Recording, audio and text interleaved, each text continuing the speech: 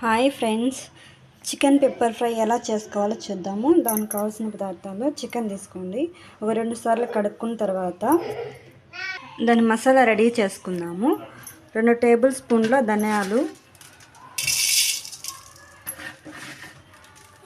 1 table spoon మిరియాలు,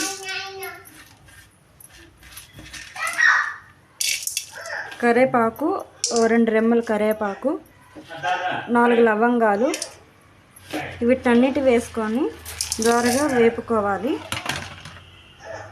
లో ఫ్లేమ్లో పెట్టుకొని వేసుకోండి.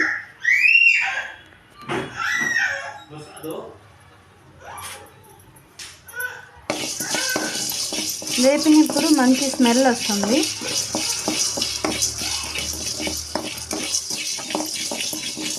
ఈ మాదిరిగా వేపుకోవాలా.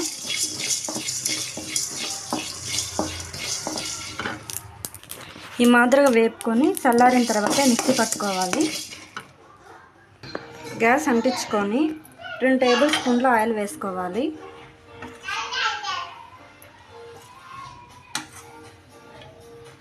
నూనె వేడెక్కిన తర్వాత ఎర్రగడ్డలు, కరివేపాకు వేసుకోవాలి.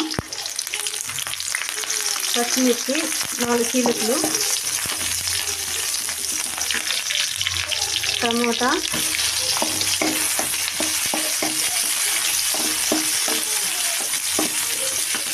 వేగనివ్వాలి.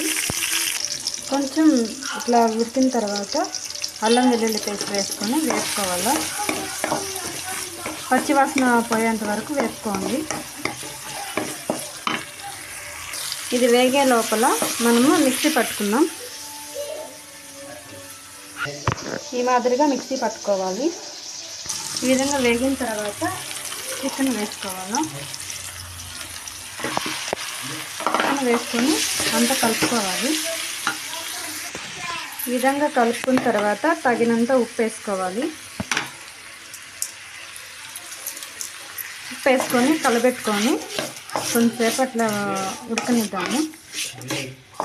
నీళ్ళు వస్తాయి చికెన్లో నుంచి, ఆ నీళ్ళతో కొంచెంసేపు ఉడకనివ్వండి.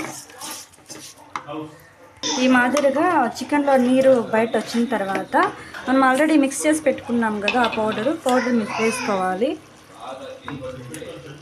కొంచెం చిక్కడంతా పసుపు వేసుకోవాలా. వేసుకొని అంతా మిక్స్ చేసుకోండి.